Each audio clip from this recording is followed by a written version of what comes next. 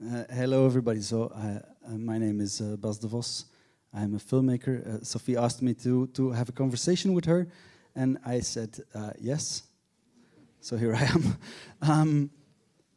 I just wanted to say that we were going to do this in English in an effort to be as inclusive as possible.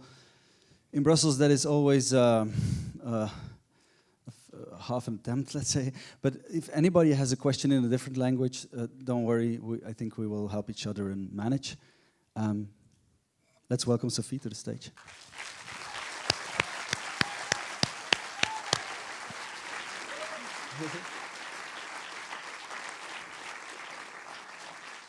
Hallo Bas. Hey Sophie. What a wonderful film. Thank you. Thank you. Yeah, I have a lot of things I am feeling and thinking. So let me try to let you speak and not to speak too much myself. But it's a very playful film, but it's also a very profound film. And like I felt myself moving between joy and hope, but also sadness and like irreversible loss. You take us on this journey from a kidney stone, and we end up in places where there's like magmatic rock that just moves into a living room. But maybe it's nice to start where this journey started for you. And I'm also curious when stone and rock entered your life as a subject matter. Well, it's hard always to go to beginnings because there's always different paths that made it into the film. But I guess that in my previous films, I always filmed desert territories. So I always was like fascinated by how humans refer to territories that they, when I say humans, I say people from Western Europe background, to territories where they say this is dead, barren, lifeless. And what happens because of our saying that it is so. And so when there was like this thing that I wanted to do was somehow in my film address some ecological questions, I thought that taking stone as a subject would be really good for that, because it's sort of a metaphor of how we look at nature in general as something that is outside of us, far away, dead for our own use only, for extraction. And then came the figure of the kidney stone, which turns that all around, because a kidney stone is found inside of us, it's made by us. So suddenly all these boundaries that we put up between us and the world outside start to crumble. And I came to this figure of the kidney stone because I had a lot of dreams myself, and my twin sister had them as well. When things, and these nightmares, things grow out of my body. It's like, yeah, it's really creepy. And there's flowers, branches, stones, horns. And I always felt very uncomfortable with these dreams, but I always wondered, why am I uncomfortable with this? Because it's creepy, and that made me realize that ecological awareness somehow is not always what we think it is. It's not like always finding harmony with nature, but it's also sometimes because we realize that we are so much porous and that there are no boundaries between us and the world. That's actually also quite a creepy thought, because we are not used to that. Yeah, and I think also on a more somewhat thematic level, I think this doubleness is very much in your film. Like I found myself looking at individuals who have like a very intimate and a very tender relationship to the natural world. Mm-hmm. They're like painting landscape, or they're looking at it really close. They're listening. They're watching webcams. But then there is also this image of this devastating man-made ecological crisis, and that is caused by an absolute brutal disregard for the non-human world.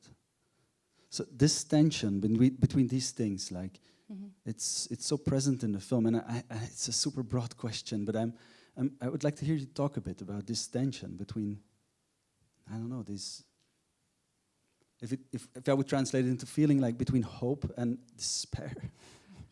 Yes, but it's a tension for me also that is because of tension between scales as well. Is because this film makes a journey from the very, very small, like the kidney stone or even the mineral inside of the kidney stone, to planet-related questions, devastated planet-related questions.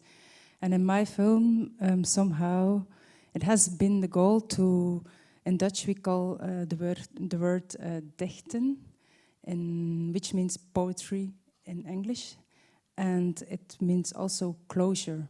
So that's what I wanted to do, is to see what happens in between.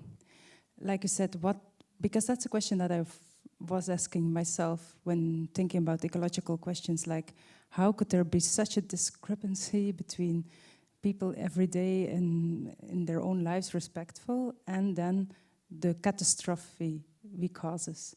And it's a question of scaling, of course, and of institutions and of systems. But that all happens at different scales. And so my whole film is a sort of attempt to bring the very small to the big, to the large. And the human level with the very human, tender stories is also one of the many levels that needs to be addressed in this whole crisis. Yeah.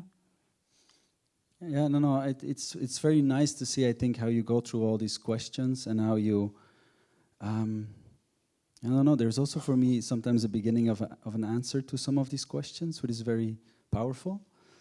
But I was like just curious when I was watching, and maybe this question comes too early, I don't know, but like, how did the film change you? Like how did making this film change your thinking? If it has. That's a new one. Well, but because it took such a long time, it was a very. I love making this film because it made me challenge questions that I normally will never have time to challenge. It made me questioning fundamentals of filmmaking, like why do I want this? It became almost like really, really deeply to the basics. And that's what changed me a lot, is that I really wanted to go to the core of things with this film. Because normally you're stuck in a production logic. You have money and you need to rush on and you have to make this film that you put on paper. But in this case, I had time. I took time to make this film. So I could question the really basics of filmmaking for me, like why did I make this? So my journey has been, and the film is a sort of, you can see that is the journey. It's like trying to find answers for myself on these basic questions of filmmaking. Yeah, so that's how it changed me for real. And I hope that I have the luxury to deal with these questions in the future as well. Yeah. Yeah, and I like, let me also, because it's a huge question, I think now, but maybe if we scale it down, like, is there something that you learned while making this film that was for you like an eye-opener, or where you went like, this somehow shifts the way I think of things? Were there moments like that? I think in general, and you can put it, if I have to put one word on it, it's being porous, doorlaatbaar, and French. Yeah. Well, that's right. Poreux. Poreux, voilà. Because you can do it in many levels. If you go to Palestine and you have this political situation, which we would normally put apart from an ecological situation, but when you bring all these things together, when you dissolve the borders between all these things, things start to happen. So that's a sort of a technique of looking at things that I started to use, of trying to dissolve boundaries. Yeah. Yeah, I in a way I thought that was the beginning of the answer for me in your film. Like, I think we are realizing, I think also a lot of discoveries in science are basically this. The borders we thought existed are not non-existent. Yeah. Or they are not as cruel as we thought they were, or as crude as we thought they were. But maybe let's talk for a moment about the human presences in your film, because there is something so nice about how you show these people at very specific moments, very specific situations, and then they're gone. And I somehow get the feeling that I did see them. Yeah, that's hard. Yeah. Yeah, and that's super hard. So I also want to ask you about maybe the more technical part of editing, but first, like, just how did you meet these people? Like, how did you meet, I don't know, Rob on the beach with plastic pebbles?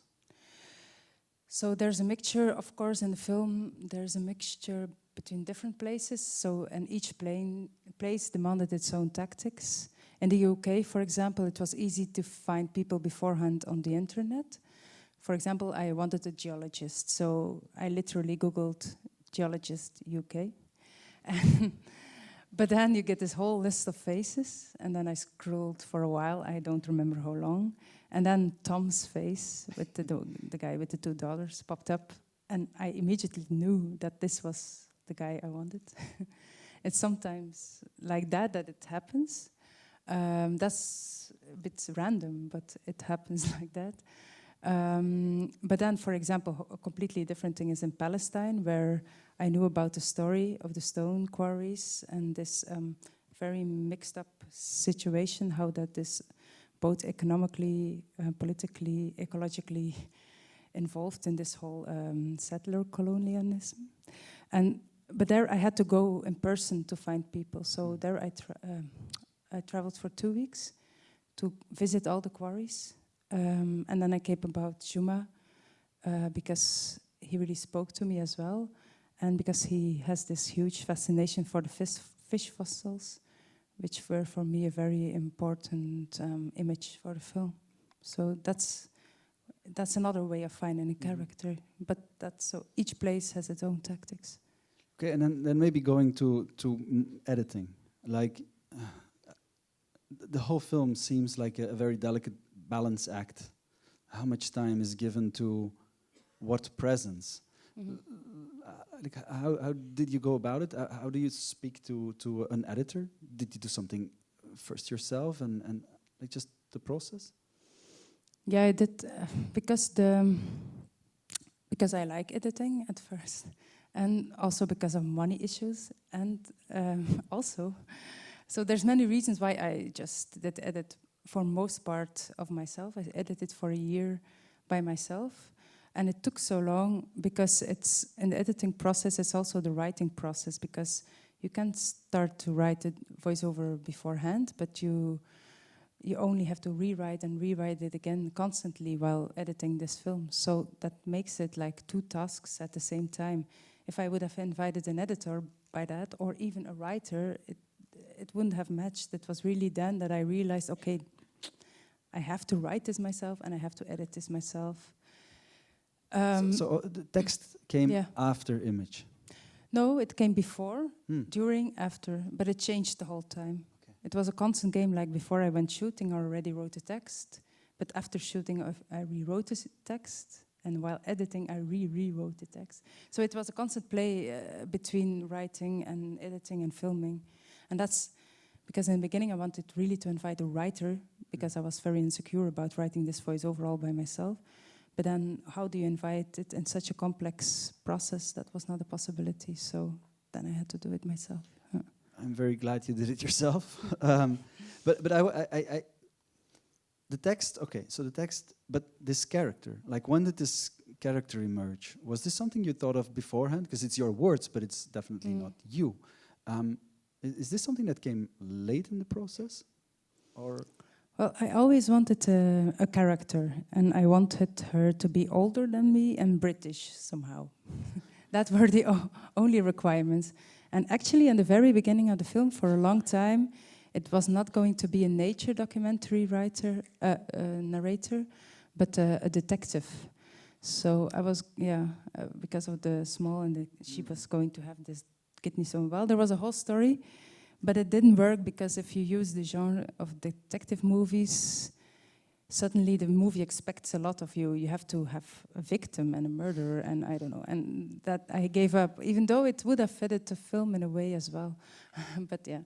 And then all of a sudden, the figure of David Attenborough came to me, because if it's also a portrait of how our changing look on nature happens, then I think this figure is very representative also for that, because well, the man is already there for 90 and something years, but he's working for 17 years. He's reporting on nature and bringing it in our living rooms, and that's how we learn to see what nature is.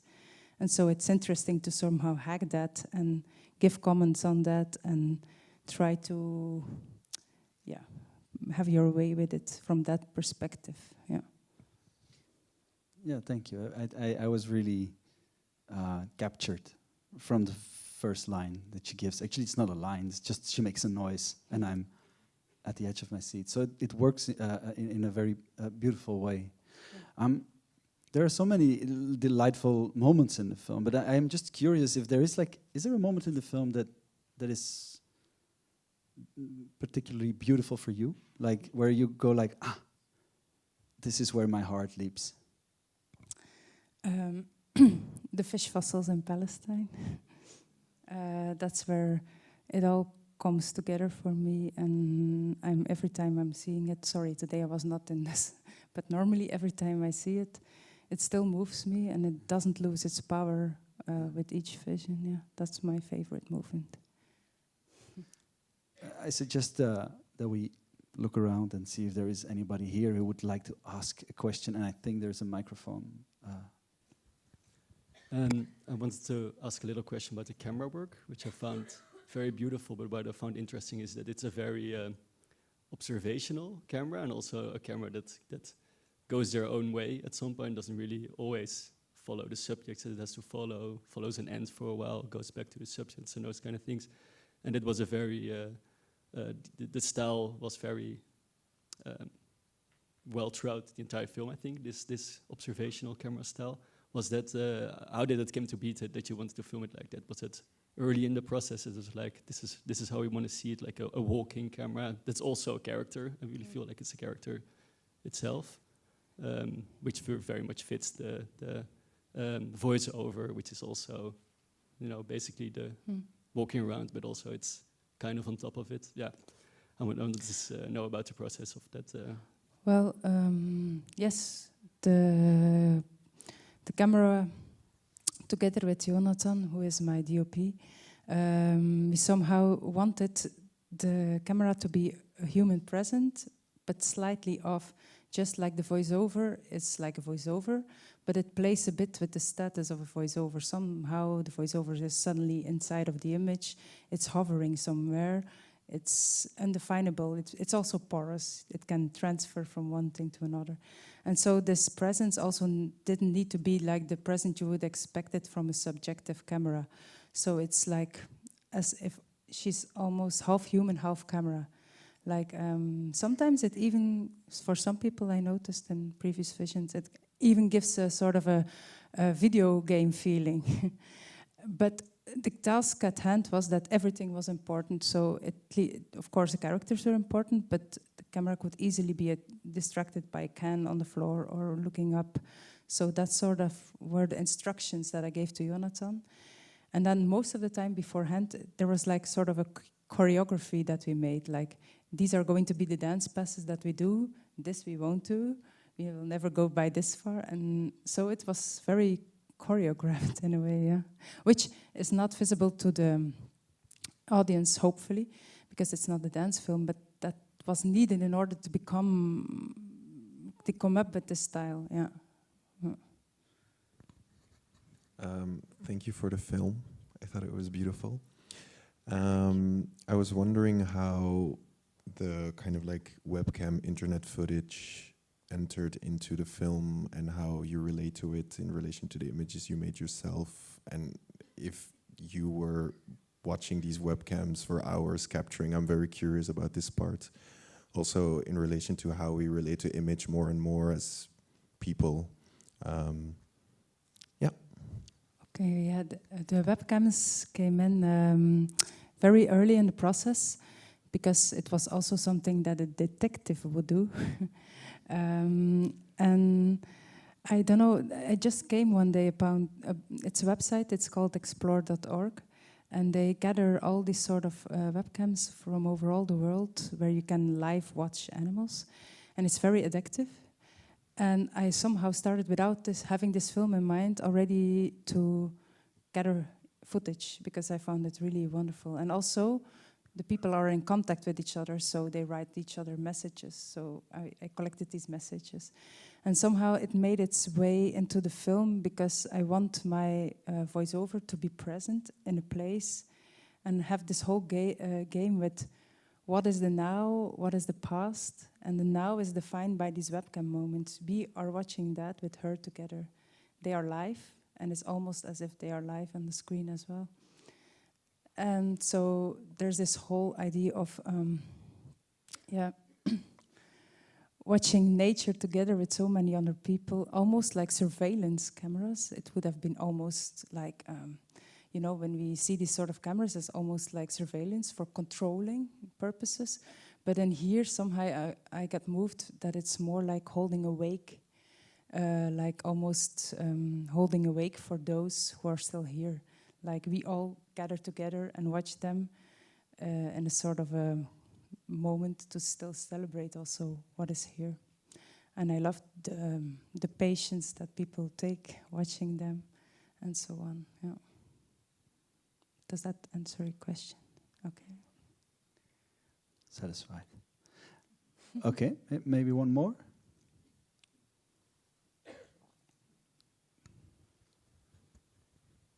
There in the front. Thanks so much, Sophie. It was wonderful. I have one question. How did you decide to which countries you would go? Because the topic is so universal, like it would be possible everywhere. So how was this process of choosing these 3-4 lands or places? Yeah, that's a good question that I don't know. Yeah, I know it started from the UK because, like I said, it was a detective story, which was because the home ground of Sherlock Holmes. And so I wanted, and also the home birth of geology in a way. So that made sense, these two. And when I later transferred to nature documentaries, that made sense as well to stay there. And then the other countries came both of love for me for these countries. I couldn't resist going back to the United States, for example, or Palestine, for that matter. So it was a bit like that, and in nature documentaries they also travel through all these places, but it's always in order to give an impression of a whole, as if they want to catch as much as possible. I pick places so that you all also hopefully would experience a little bit the gaps, like why this and why not. I want you to have that feeling in a way, even though each story is justified for me. And sometimes it's just bad luck or not luck. I mean, I wanted to include Japan at a given moment, but then COVID happened and Japan was closed for 3 years. I waited for 3 years and that's why the film took so long. But then I decided instead of Japan to go to Fogo, to Cabo Verde. And voila. That's also something that just happens. Yeah. Hi. Yes. So I had a question. It's a nature documentary, but I was just thinking it felt like cities in a way were absent, even though they are related, I think, to a lot of the themes you explore. And we are surrounded by stone and steel here. So I was just wondering, was there a thought that you had at one point to include cities in the film, or not at all? Yeah. Yes, in Japan I would have concluded a city. But for the same reason, because in the city as well, I wanted, now I have the geologists put at road cuts, because that's also a place that we ignore watching. But you could easily place them in a city, because that's also the places where you can see things that we ignore passing by. So that was the initial idea. But the idea of road cuts somehow made it easier into the film, because there's this whole idea of blowing up, and that appealed to me. But indeed, it could have easily fitted into the film, but somehow in Palestine there are some cities on the background and sound. So, but for real, no. Did you miss a city? No, it just came up. It came up, and I was wondering if it was deliberate, if it was a conscious decision to leave them out. Not so much, no. Okay. No. Thank you. But things in this process, things made their way in and then out again the whole time. So, and that's what's left. Yeah. Okay. Sophie, thank you so much.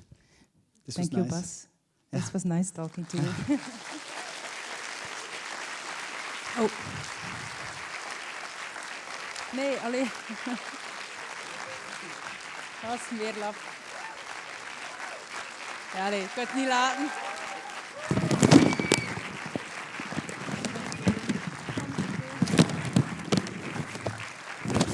Thank you, friends, from the VT.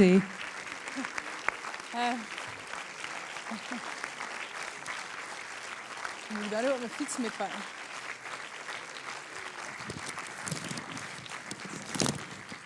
Really beautiful.